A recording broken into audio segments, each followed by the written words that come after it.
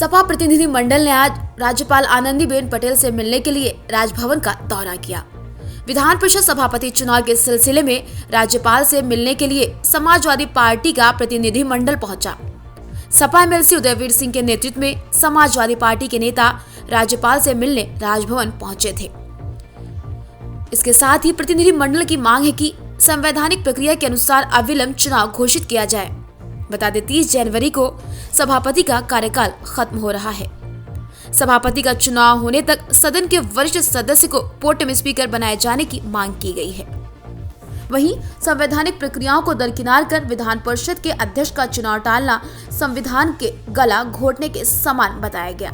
संविधान के अनुसार नए सदन के चुने जाने के 15 दिन बाद सभापति का चुनाव होना चाहिए, सरकार जिसे टाल रही है। महोदया है नहीं, बाहर है, लेकिन एक अर्जेंसी है क्योंकि आज उप सभापति महोदय का रिटायरमेंट है और आज रात में 3 बजे तो 12 बजे उनका कार्यकाल समाप्त हो जाएगा।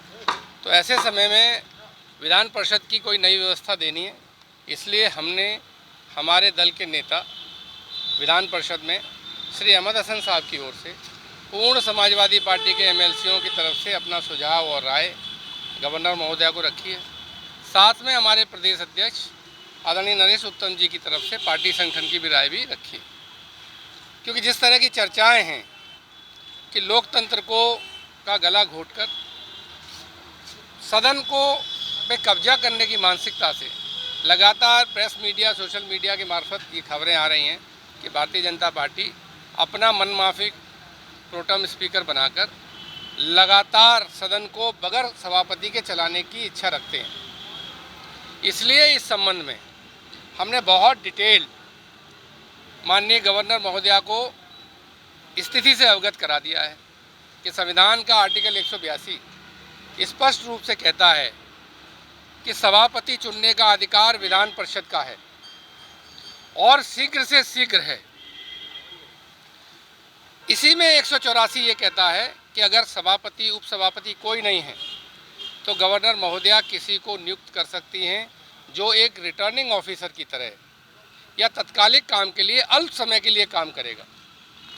इस संबंध में बहुत सारे अदालतों के फैसले हैं जो कहते हैं कि जो ऐसा व्यक्ति होगा जिसे कभी कभी प्रोटेम स्पीकर भी कहा जाता है, वो बहुत ही छोटे समय के लिए, तत्कालिक कार्य के लिए और वो senior most member of the house होगा। इस तरह के बहुत सारे कोर्ट्स की रूलिंग है और senior most member of the house केवल उस समय तक होगा जब तक चुनाव नहीं हो रहा। विधानसभा के रूल्स ये कहते हैं कि जब नया सदन मिले तो 15 दिन के अंदर नया स्पीकर बनना चाहिए। विधान परिषद में भी ये परंपरा के अनुरूप 18 तारीख को पहली मीटिंग है, उसके 15 दिन के अंदर नए सभापति का चुनाव हो जाना चाहिए। अगर शीघ्र से शीघ्र चुनाव नहीं कराया जाता है और परंपराओं को किनारे करके संविधान की मंशा के हिसाब से चुनाव को टालने की कोशिश की जाती है तो ये गैर संवैधानिक होगा, अनकॉन्स्टिट्यूशनल होगा, संविधान का गला घोटना होगा। जो विधान परिषद के अंदर बहुमत दिया है जनता ने, उस बहुमत का गला घोटना होगा। इस संबंध में हमने अपना ज्ञापन विस्तृत रूप से लिखकर माननीय गवर्नर महोदया को दे दिया है और आप लोगों को भी अभी हम सर्कुलेट कर रहे हैं, जिसके मार्फत आप भी पढ़ सकते हैं कि बिल्कुल स्पष्ट है, इसमें कोई इफ बट का कारण नहीं है। और मैंने आज उप मुख्यमंत्री का एक बयान सुना कि कई बार पहले ऐसा हुआ है, तो कई बार पहले ऐसे का उदाहरण वो लोग देते हैं जिन पे जवाब संविधान के अंदर और कानून के तहत नहीं होता है। पहले पता नहीं क्या क्या हुआ है, विधानसभा में मारपीट भी हुई है, बहुत बार सरकारें बर्खास्त हुई, सुप्रीम कोर्ट से केंद्र सरकार को डांट पड़ी, बहुत कुछ पहले हुआ है। तो पहले का मतलब ये नहीं है कि गैर संवैधानिक निर्णय लेने का अधिकार इस सरकार को है।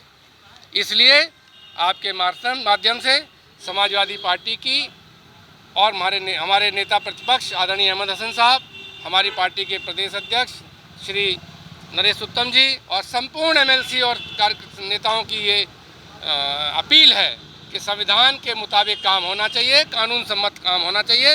और तुरंत विधान सभापति का चुनाव कराया जाए, और अगर ऐसा नहीं कराते तो सदन से लेकर सड़क तक